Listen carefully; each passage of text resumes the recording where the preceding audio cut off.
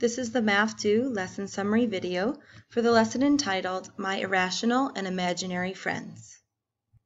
In this lesson, the purpose is to develop meaning behind irrational and complex numbers. Recall that if our quadratic function does not cross the x-axis, then we say that our solutions are imaginary. By the end of this lesson, we are able to write our solutions in what we call complex number form. This form is a plus or minus bi, where a and b are real numbers. We also discover in this lesson that I is equal to the square root of -1. In prior lessons from this unit, we realized that we can solve a quadratic function using the quadratic formula x equals -b divided by 2a plus or minus the square root of b squared minus 4ac divided by 2a. We discovered that when we have a negative under the square root, such as the discriminant, which is under the square root, is -121, we saw that when we graphed it, the parabola did not cross the x-axis. Therefore, in this lesson, we are going to learn how to write these in complex number form. We know that when the parabola does not cross the x-axis, there are no real solutions, and now we are going to discover how to write those solutions in imaginary numbers, as imaginary numbers. In 1, we are asked to verify that 4 times the quantity x minus 5 halves times the quantity x plus 3 halves equals 0, and that 4x squared minus 4x minus 15 is equal to 0. So if we use our prior knowledge and we distribute what's in parentheses, we're first going to work with distributing our parentheses together. So x times x, we know I'll bring down the 4 is x squared. That would be plus 3 halves x minus 5 halves x. And that would be then a minus 15 fourths. Now we need to distribute the 4, which we can also combine first what's in parentheses.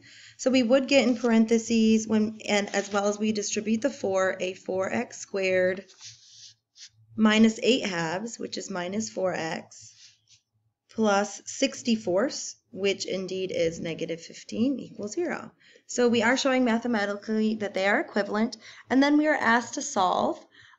So we can do that using the quadratic formula, or we can use our graphing calculator and do our trace function calc. When we do that, we get x equals 5 halves and x equals -3 halves. So we're going to plot where those would be on the number line. So 5 halves is 2.5, so that would be approximately here, and -3 halves would be -1.5, so that would be about here. And we know that those are rational numbers, and we can plot them on the real number line. Okay, moving along to number 2, we are asked to do the same thing, but we do see that there are some complex numbers. Just erase what's here. So if we look, and I highlight here my complex number, we do see that we are going to have to distribute still in order to see if these are equivalent to this quadratic function. Remember that when you factor, you can set your factors equal to 0 to solve. So they're asking us to see if these are equivalent, and then we can easily solve if we look at these factors. So let's multiply them. That would be an x squared. We do have to multiply the -2 times the x, -2x. The negative root 2 times the x would be minus x root 2. Okay, so we're distributing the x. And then we're going to move along to the -2 times the x and the negative root 2, or the -2 times the -2, which would be a plus 4. To finish this off, we need to distribute our last two terms. So we would get a plus 2 root 2 plus x root 2 minus 2 root 2 minus 2. Because when you multiply a square root times the square root cancels and it's a minus. So there would be a minus 2 on the end. Now we need to combine like terms. So we'll highlight our like terms. I see a -2x here, a -2x here. So if we simplify that and we combine our like terms, bring down our x squared, we get x squared minus 4x we have a negative x root 2 and a plus x root 2, so those will cancel out. We have a plus 2 root 2 and a minus 2 root 2, so those will cancel out. And then we have, and I'll highlight these in a different color, we have a plus 4 and a minus 2. So the plus 4 minus 2 would give us a plus 2. And of course, that's equal to 0. So we can see that they are equivalent. Now, if we use what we did, the quadratic formula, or we can use our calculator to find the zeros of the function, we can see here on the left that two of our solutions should indeed be 3.41 approximately and 0.59 approximately. And those are irrational solutions. So we can plot them on the number line, but they're not rational, they're irrational. So let's get to our number line and plot those. 3.41 will be approximately here, and 0.59 will be approximately here, okay? So the whole purpose of 1 and 2 is for us to see that we do have rational solutions as well as irrational solutions, and we can see those when we use the quadratic formula. So the first big idea of this lesson is that the set of numbers that contains all of the rational numbers and all of the irrational numbers is what we call the set of real numbers.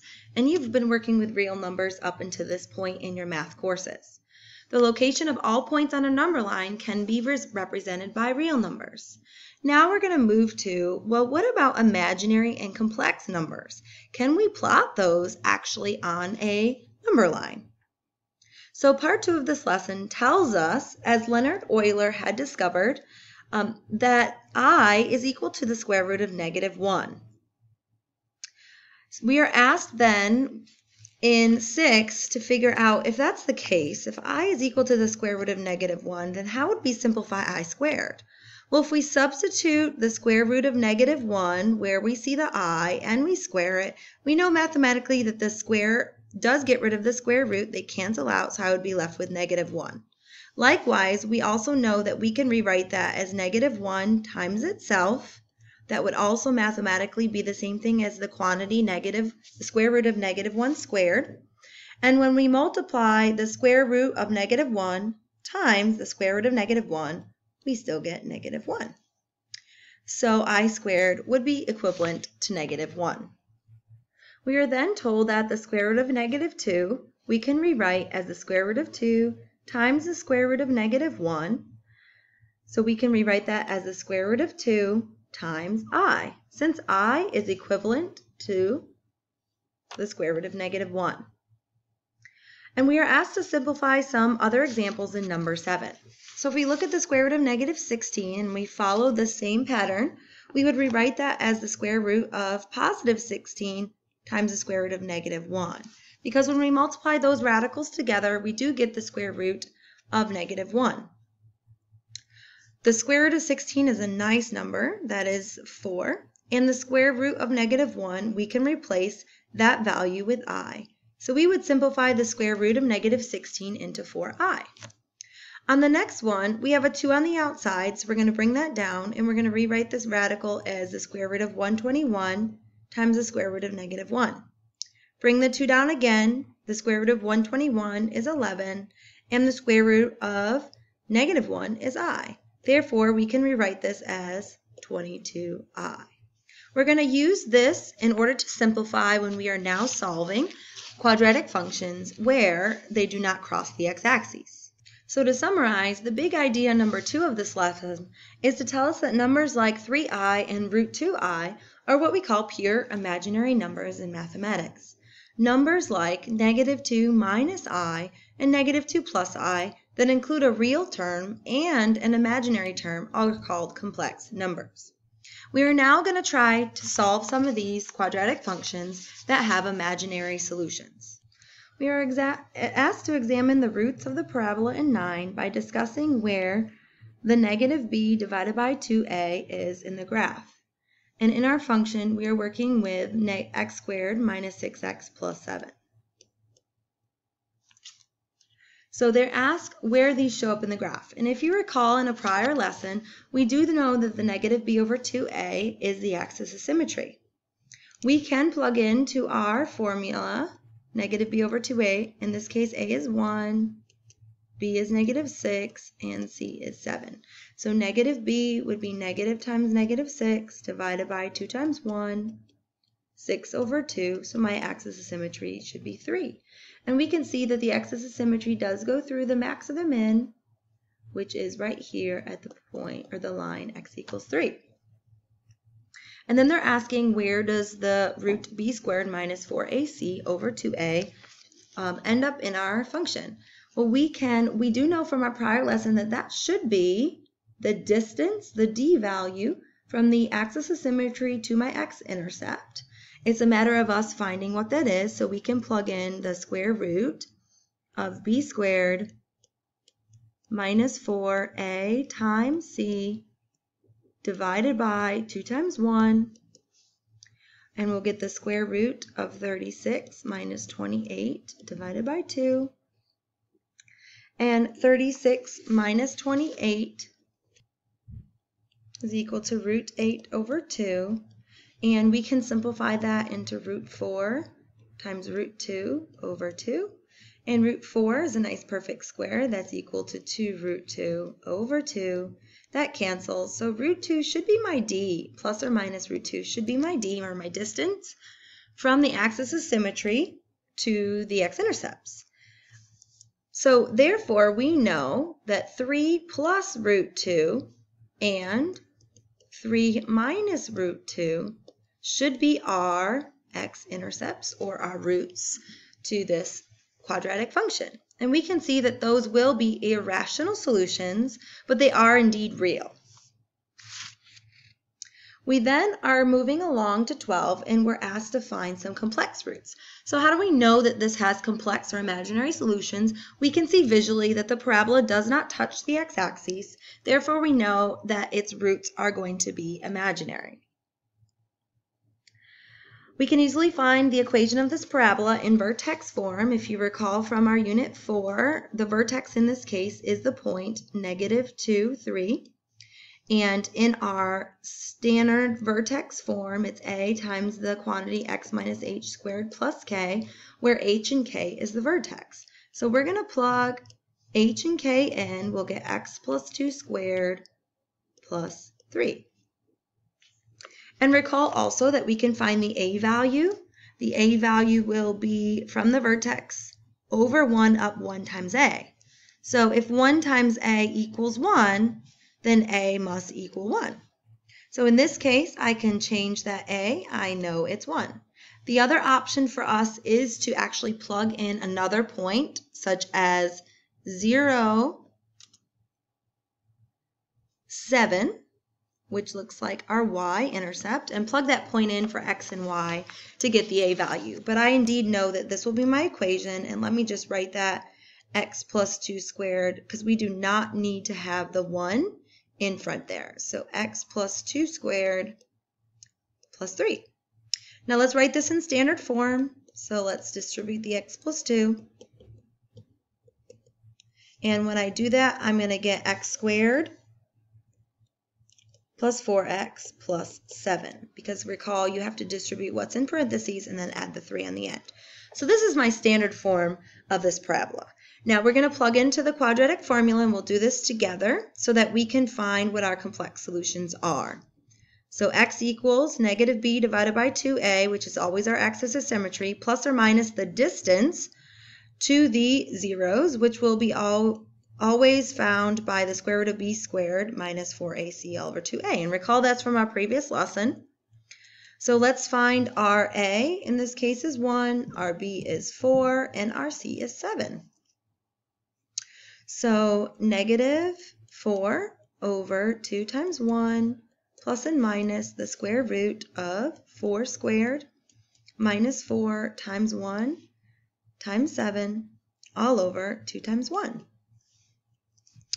So x equals negative 4 divided by 2, we know will end up giving us negative 2. So we know our axis of symmetry should be at the line x equals negative 2, and I can see visually that that indeed is true. X equals negative 2. So now it's just a matter of us finding the imaginary solutions, because it does not cross the x-axis. So let's do that math.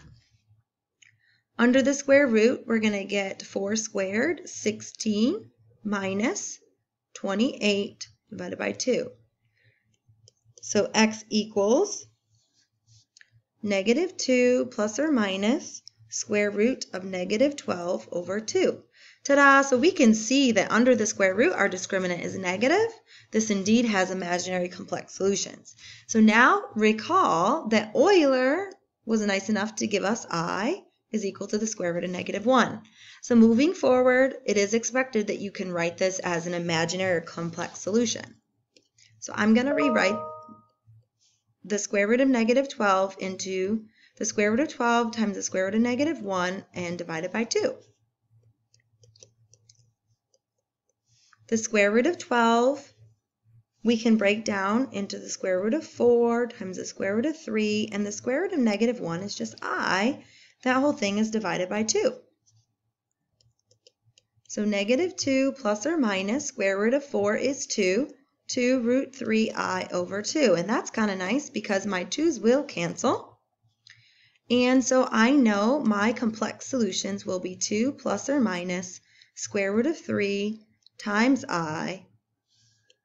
And I'm done. I just wrote my solutions in complex number form.